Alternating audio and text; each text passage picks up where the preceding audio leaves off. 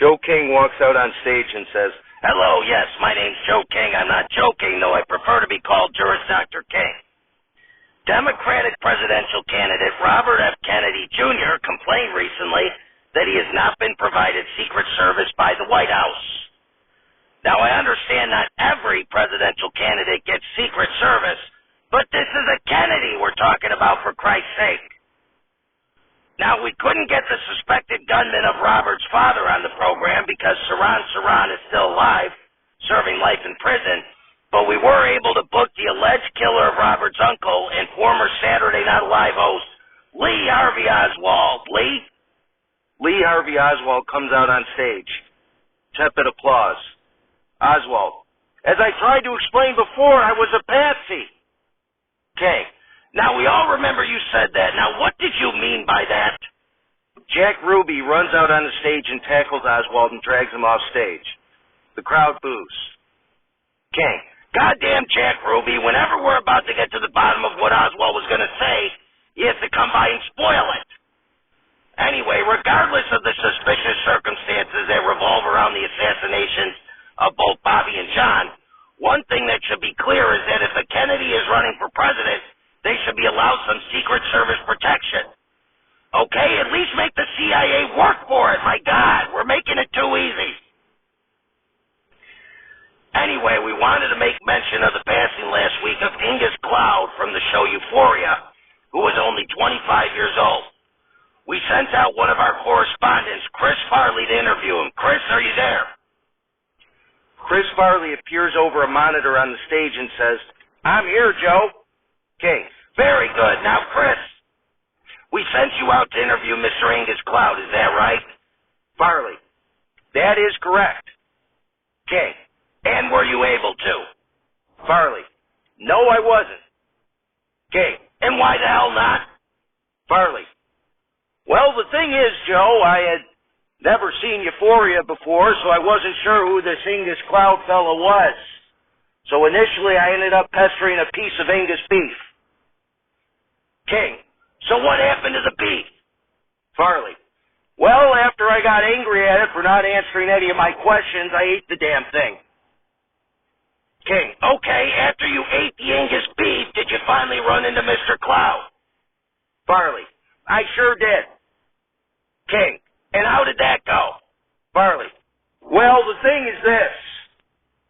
When he found out that I'd never watched Euphoria before, he told me to go fuck off." King: "How have you never seen Euphoria, Chris? You know Sydney Sweeney has nude scenes in there, don't you?" Farley: "I did not know that, and now I hate myself. But it was cool with Angus, though. We ended up partying and getting shit-faced. He had some cool Irish relatives up there with him. We had a blast." King: "Were you able to ask him about how he was discovered by a casting director just while he was walking down the street?" Farley: "Nope, too busy partying." King: "Okay, so no interview, but at least you had a good time." Farley: "That's right." King: "Okay, well, I'm sorry for those who wanted an interview with Angus Cloud, but at least he had a good time with Chris Farley. Rest in peace." Okay. And also dying recently was Mark Margolis, perhaps best known for playing character actor on the show Breaking Bad. The monitor changes from Chris Farley to a disheveled John Belushi. King: "We sent out another one of our correspondents, John Belushi, to catch up to Mark. John, were you able to run into Mark?" Belushi: "I was, Joe, but it didn't go so well." King: "What happened? Why are you all disheveled?" Belushi: "I finally found Mark, but he refused to talk to me. He just kept ringing a bell while he sat in a wheelchair, until finally..." King: "I'm going to have to cut you off there, John. I feel like what you're going to say is going to be a major spoiler for Breaking Bad." Belushi: "Well, can we do a spoiler alert?" King: "Okay, spoiler alert. If you haven't watched Breaking Bad, you should skip ahead. Go on, John." Belushi: "Well, gee, Joe, the spoiler alert kind of took all the wind out of my sails. I mean, Breaking Bad ended almost 10 years ago, for crying out loud. If someone hasn't seen it yet..." King: "Well, you just finished the story already." Belushi: "Okay, whatever. Yeah, Mark wouldn't talk. He just kept ringing his bell until, boom, There was this huge explosion. I mean, I'm already dead, so I was fine. But unfortunately, I hightailed it out of there before I got an interview. Okay. Well, sounds like he wasn't going to talk to you anyway. All right. Trying unsuccessfully to get recently departed interviews. My correspondents, Chris Farley and John Belushi, everybody. Applause, applause, applause. King walks off stage and onto another stage, sits at a seat behind a desk and says, "Please welcome to the show the original head writer of SNL, a very funny and twisted man, Michael O'Donoghue." Michael O'Donoghue emerges from behind the curtain and flips off the audience. Applause, applause, applause. O'Donoghue walks over and sits in a seat next to King's desk. "Okay, it's a pleasure to have you on the show, Mike." O'Donoghue: "Well, it sucks to be here." "Okay, is that right? Well, anyway, you're currently a writer for Saturday Night Live, correct?" O'Donoghue: "That's right." "Okay, and you have joined the Living Writers on Strike. Can you tell me what about their demands influenced you to join them on strike?" O'Donoghue: "Oh, we don't give a shit about their demands. We just wanted to fuck with you." King: Anyway, you were born in 1940 to Michael, an engineer, and Barbara, a homemaker?" O'Donoghue: "That's not entirely true. They were actually Nazi war criminals on the run, and that was their cover." Okay. How could they be Nazi war criminals on the run in 1940? That was the heyday of the Nazis. O'Donoghue: "They were very forward-looking people, ahead of their time." Okay. I see. Anyway, in 1959, you started at the University of Rochester, where you were a playwright and a stage actor. O'Donoghue: "That's also not entirely true. I also was a Nazi war criminal on the run, and that was just my cover story." Okay. So you were born in 1940, but somehow managed to be a Nazi war criminal, huh? O'Donoghue: "That's right. I was a very evil as a young child." Okay. Very well. However, that makes me very uncomfortable as I'm unapologetically pro-Semitic. O'Donoghue: "You invited me, not the other way around. If you can't handle the truth, you shouldn't be interviewing deceased guests." Okay, fair enough. Now, after a brief time working in San Francisco as a writer, at least as a cover for your war crimes, you returned to Rochester and created a group called Bread and Circuses, specifically to perform your early plays, which were of an experimental nature and often quite disturbing to the local audience. O'Donoghue: "That's not entirely true. I didn't go to San Francisco to write as much as I did to murder people in their sleep. But yes, I did return to Rochester and formed a group, but it was called Bread and Carcasses." Okay. Okay, Bread and Carcasses, my mistake. And among the plays you put on were an absurdist work exploring themes of sadism entitled The Twilight Maelstrom of Cookie Levigato, a cycle of one-act plays called Les Theatres de Malaise, and the 1964 dark satire The Death of JFK. O'Donoghue: "The Twilight of Cookie Levigato also included themes of masochism." Okay, thank you for clarifying. Anyway, your first work of great note was titled The Adventures of Phoebe Zeitgeist, a serial erotic satire of the comic book genre, which detailed the adventures of debutante Phoebe Zeitgeist as she was variously kidnapped and rescued by a series of bizarre Inuit, Nazis, Chinese, foot fetishists, lesbian assassins, and other characters. O'Donoghue: "Among those other characters were a group of apologetically pro-Semitic queers led by an asshole with a horrible-sounding voice named Joe King." Okay. Is that true? O'Donoghue: "No, I'm joking." Okay. Actually, that would be me. Now, in 1968, you wrote the illustrated book, The Incredible Thrilling Adventures of the Rock. Now, was that about Dwayne Johnson? O'Donoghue: "No, it was about natural rock that sat in the same place in the same forest for thousands of years. Nothing much happens." Okay, how exciting. Anyway, in 1969 you wrote the script for the film Savages. O'Donoghue: "Savages tells the story of a tribe of prehistoric mud people who happen upon a deserted Gatsby-esque 1930s manor house. The mud people evolve into contemporary high society types who enjoy a decadent weekend party at the manor before ultimately devolving back into mud people."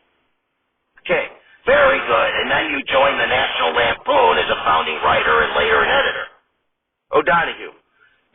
Some of my contributions were the Vietnamese baby book, in which a baby's war wounds are cataloged in a keepsake, the Ezra Taft Benson High School Yearbook, a precursor to the Lampoon's High School Yearbook parody, the comic Tarzan of the Cows, and the continuing feature Underwear for the Deaf.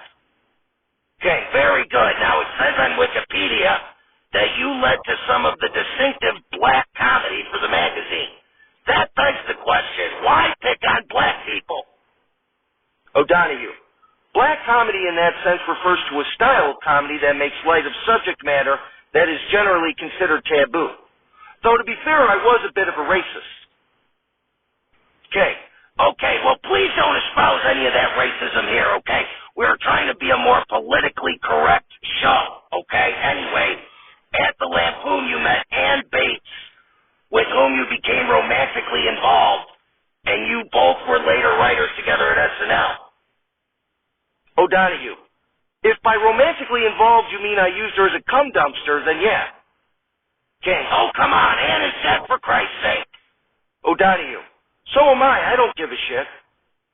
King. Fair enough. Anyway, after leaving the Lampoon, you became the first head writer of the iconic show Saturday Night Live, and even appeared in the show's opening sketch as an English language teacher instructing John Belushi to repeat phrases such as, I would like to feed your fingertips to the Wolverines, and we are out of Badgers.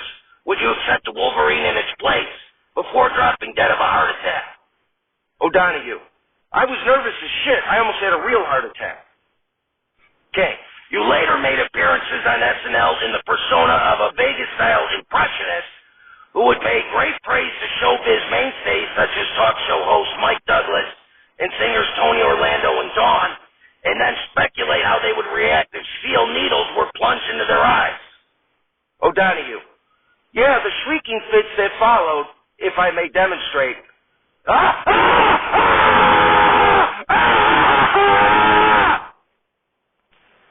They were inspired by my real-life agonies from chronic migraine headaches. King. Wow, okay, and you famously refused in the first season of SNL to write for Jim Henson's Land of Gorge sketches. O'Donoghue. I wouldn't write for Felt. Okay. Now you later on the show cultivated the figure of Mr. Mike. Who was Mr. Mike? O'Donoghue. Mr. Mike was a coldly decadent figure who favored viewers with comically dark, least-loved bedtime stories such as The Little Engine That Died. Okay. Which you recreated when you hosted Saturday Night Live back in episode 217. O'Donoghue. I'm not here to help you shamelessly promote your material. This is about me. Okay. Fair enough. To that end, one of your most memorable sketches you wrote on SNL was the Star Trek spoof, The Last Voyage of the Starship Enterprise, that was a tour de force for Belushi. O'Donoghue. John was amazing in it, as I knew he would be, as were Danny and Chevy.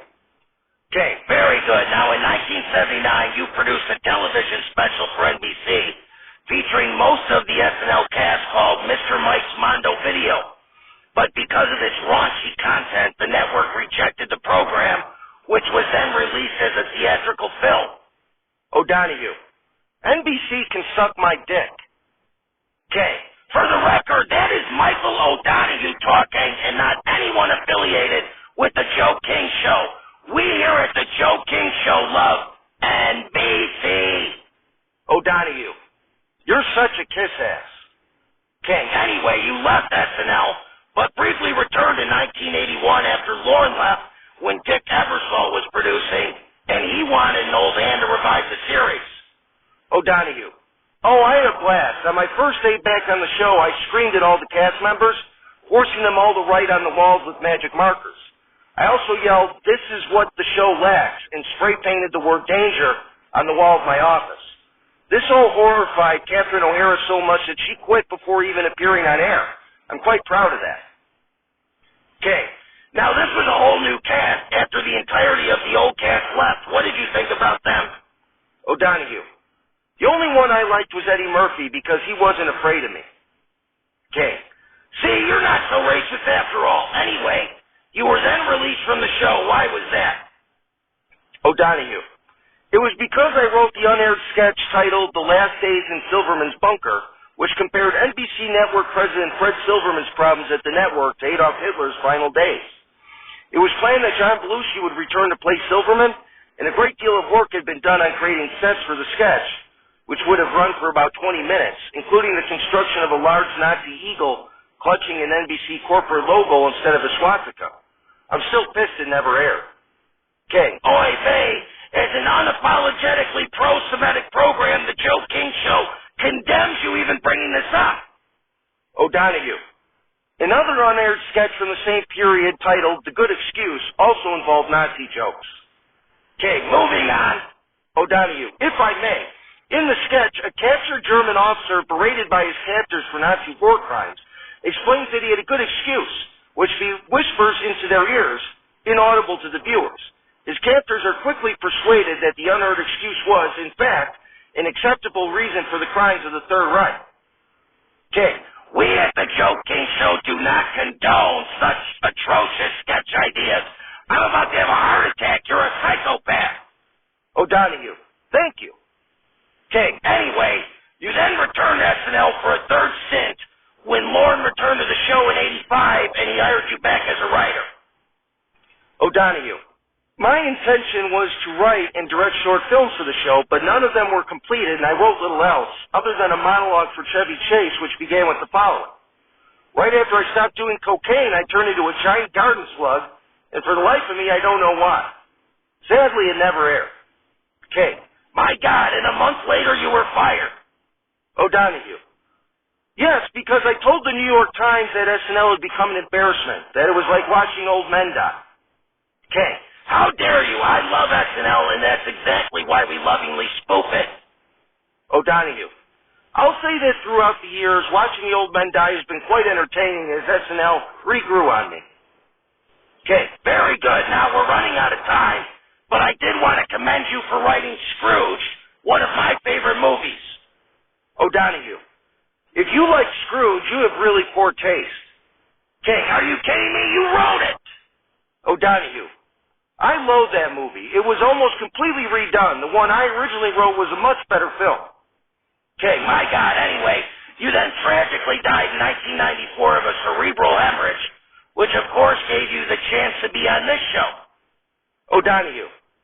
Being on here was an absolute bore. If I had written out the questions, it would have been much better. Okay, Michael O'Donoghue, everybody. Applause, applause, applause. Okay, that's all the time we have for this show. But tune in the next one where we interview another deceased guest. Until then, I'm Joe King, and I'm not joking.